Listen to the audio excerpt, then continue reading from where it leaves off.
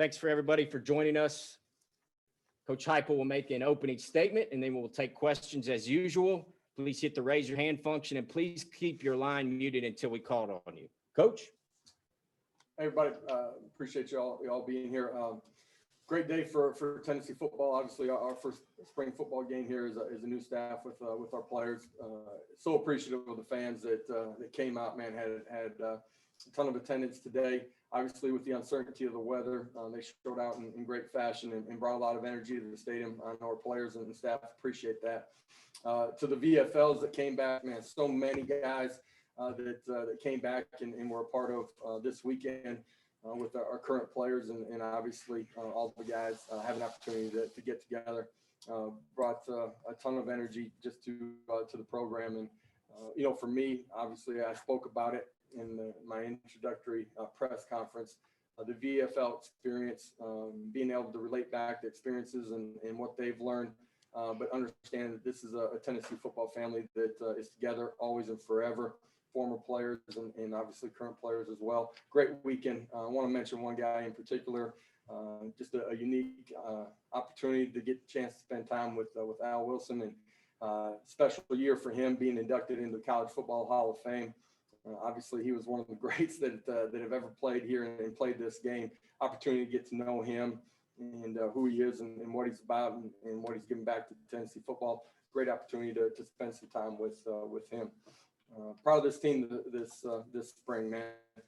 In the short amount of time that we've been here as a coaching staff, the growth that they've shown, the accountability that we're learning how to have every single day, the accountability to themselves, but to each other here. Is really important. Proud of where we're at and where we have an opportunity to go. A group that's becoming connected, playing for each other, and growing in the right way. Proud of one here. Obviously, we got a big portion of our off season here coming up as we get into summer conditioning. With that, I'm going to open it up to some questions. We will start with David Ubben, and then we'll go to Austin Price. Josh, I was wondering if you could go through individually from Hendon and Brian and Harrison and compare what you saw from them today compared to what you saw from them over the course of the spring. Tough to do that individually here, just with the rotation of how the game unfolded. To piece together all that, I think would be unfair from my recollection of what they actually accomplished during the course of the game in each drive. I thought this is a total group effort. They've come a long ways in the last 14 days leading up to today. I think, if you break it up, spring ball up into thirds, every 5 practices, man, you've seen exponential growth from all of them in their command of what we're doing, the ability to recognize signals, get lined up, get their eyes, feet in the right place, be accurate with the football. I think the last, 3 or 4 practices have been all of theirs best practice. I thought they played really efficient today. There were a couple times need to get rid of the football maybe a little bit quicker if they're in a real live situation. I think some of that's a little bit tough to judge when you're not live as well. But did a really good job of taking care of the football besides the one pick where Burrell makes a great break on the football and turns it into 6 points and a momentum-changing play right there. But proud of what each of them have done this spring and thought they operated really well today. They all had great composure out there. Coach, you're now through your first spring. Maybe kind of take me through or take us all through like where you thought you were coming in and maybe where you think you are coming out, more specifically with the skill guys on offense, running backs and receivers. Now you've seen these guys for 15 practices. What's your overall thoughts on those two groups? Yeah, I thought we had very little understanding of how it is actually going to transcend and how the game's going to be played out when we first started. Spring, you go into your first spring scrimmage, they operate and handle some things really well, but there's still a really an uneasiness and not quite comfortable in what you're doing. Today, I thought our skill players probably had their best day as far as operation in command and control in what they're doing, being in the right spot, quarterback and wide receiver being in the same spot, as far as what they're seeing from the defense and being able to sit in holes, run versus man, and be in the right place. I think we're going to continue to get more and more efficient in the pass game as we go through the summer and through training camp, obviously. Got a long ways to go, but you saw some really positive things. You saw guys on the perimeter make some competitive plays, and obviously the game ends with a huge play from Tillman down the sidelines. I think all of those guys are starting to gain a lot of confidence in what we're doing, but then how they can operate and how they can grow as a player.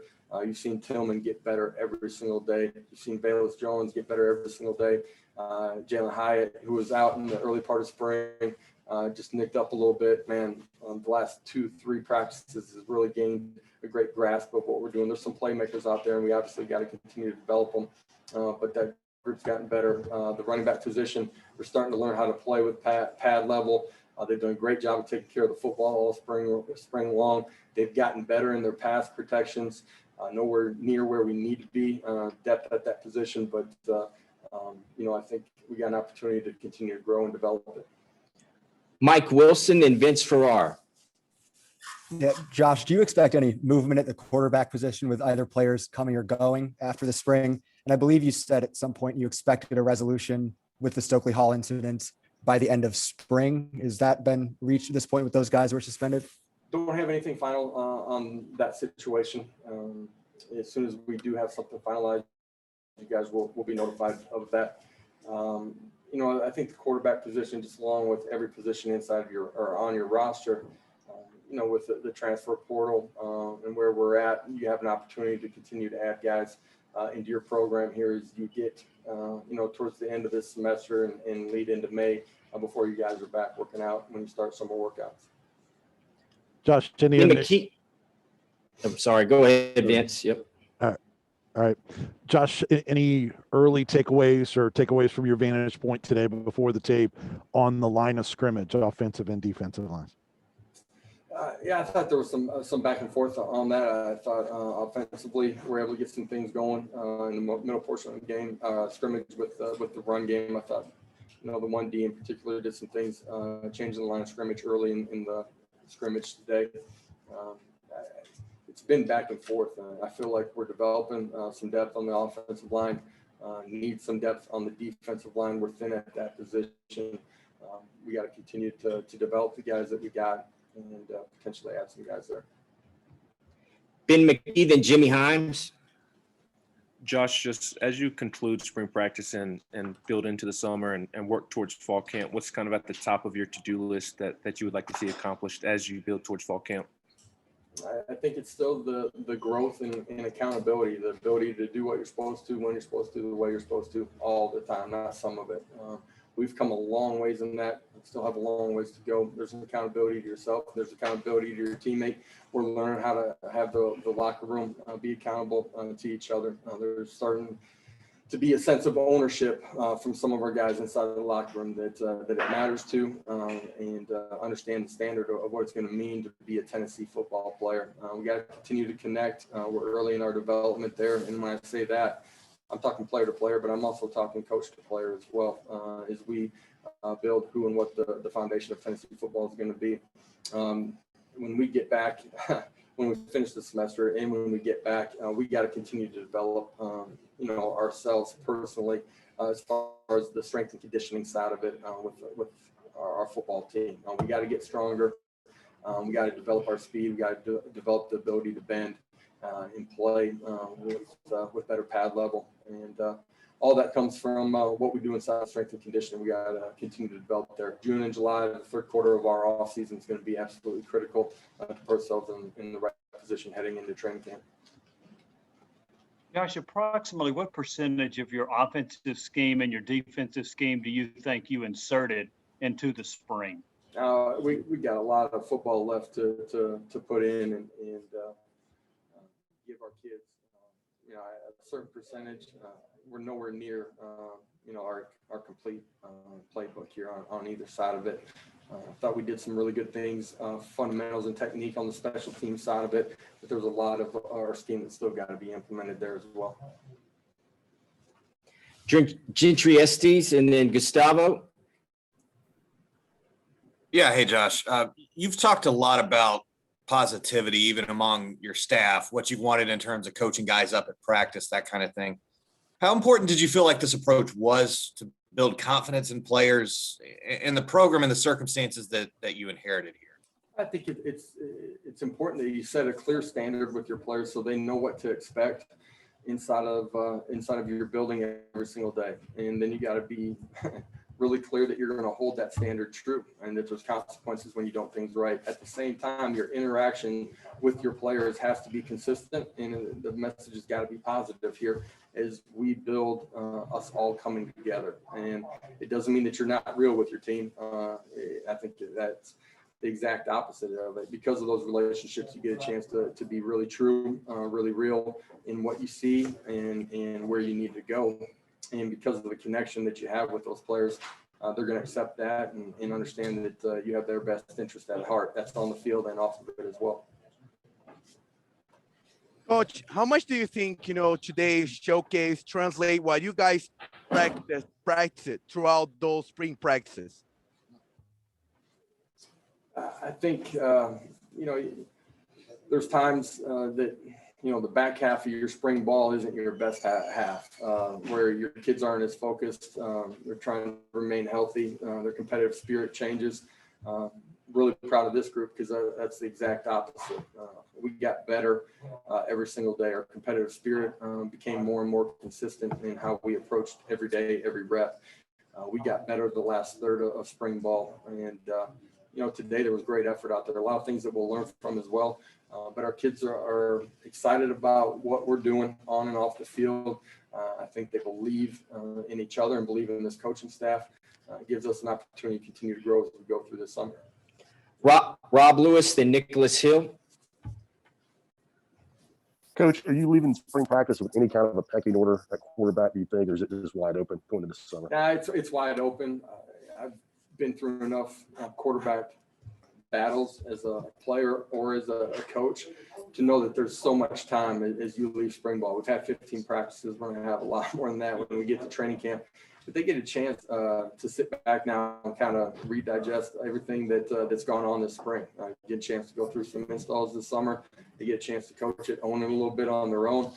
They get a chance to learn from the mistakes, and they have an opportunity to come back a much better and different football player by the time that they get to training camp. You got to allow your players to grow through this offseason. I think that's important at the quarterback position, but it's true everywhere. And you got to judge players for who they are today, not where they were yesterday. You got to give kids an opportunity to make that movement during the June and July process. And just what did you think of pace of play today? I thought our kids played efficient, just ball mechanics and getting their eyes back and being able to get lined up. I think we've come a long ways in 15 practices, got a long ways to go, but there's a lot of things to like. Our kids are accepting and hearing the details of what we want to do and how we want to do it. Coach, how would you evaluate your secondary today and just how they adjusted to the pace of play that you guys have thrown at them throughout the entire practice and during the spring game today, and how that might help them in the future? Yeah, I think they made some plays today. I thought they tackled pretty well in space today. So without going back and watching the tape, I thought there were a bunch of positives from individuals and collectively as a group. Defensively, they've grown in how to operate, the ability to communicate with the tempo that we play at. When we do see tempo, our guys will be ready to handle that. And I think there's a lot of positives for your defense, forcing them to reset their mind, get to the next play immediately, and how to operate. And they've continued to grow that way. Last question, Trey Wallace. Coach, when you along the defensive line, can you update the status of Darrell Middleton, please?